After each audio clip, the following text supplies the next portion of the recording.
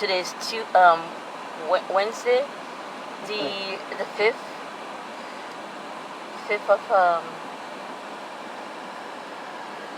March 2025, and we still try to shovel. Mark still try to shovel. There's Mark still try to shovel from in front of the cars so we can move. Because snow.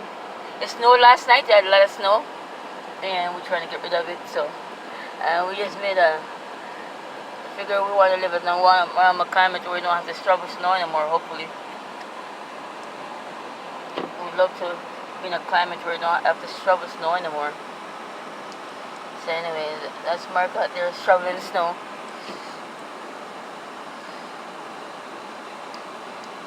It's still snowing. It's still blowing right now.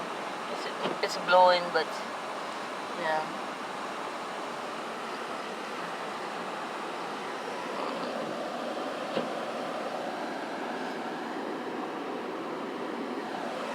Let's see, look.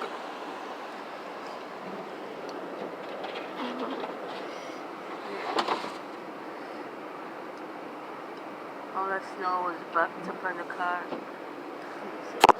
Oops. So backed up on there. So, okay. That's what we gotta deal with.